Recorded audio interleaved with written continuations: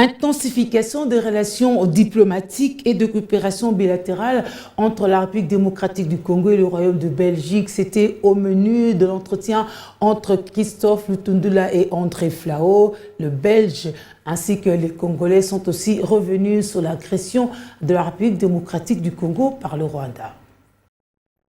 La Belgique redynamise sa coopération avec la RDC. Le Royaume de Belgique veut reprendre sa place pour un avenir meilleur avec les pays de Patrice Emery Lumumba. Hier, c'était les contacts entamés par les présidents de la République, Félix Tshisekedi. Aujourd'hui, les fruits sont là, la visite du roi, les retours des reliques du héros national Patrice Emery Lumumba et beaucoup d'autres ouvertures qui s'annoncent dans la coopération entre les deux États. Et c'est ce qui justifie aussi les séjours quinois de l'homme d'État belge, André Flao. Il était l'hôte du vice-premier ministre aux Affaires étrangères, Christophe Lutundula, en ces premiers jours du mois de juillet. Un entretien qui s'est déroulé dans une ambiance de convivialité, comme le dit le ministre d'État belge.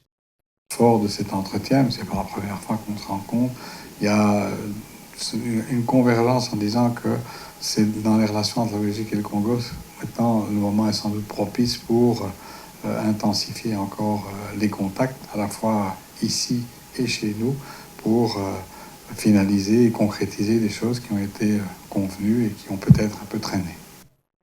La guerre dans la partie est de l'RDC n'était pas restée en marge de cette rencontre. L'homme d'État belge dit que son pays reste aux côtés de l'RDC tout en privilégiant le dialogue. Ça a été redit par le Premier ministre également.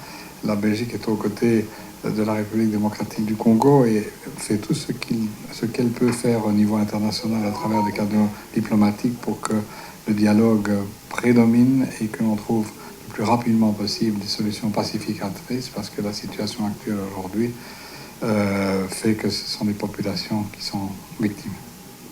L'histoire lie la RDC, la Belgique et les condamne à aborder ensemble les futurs.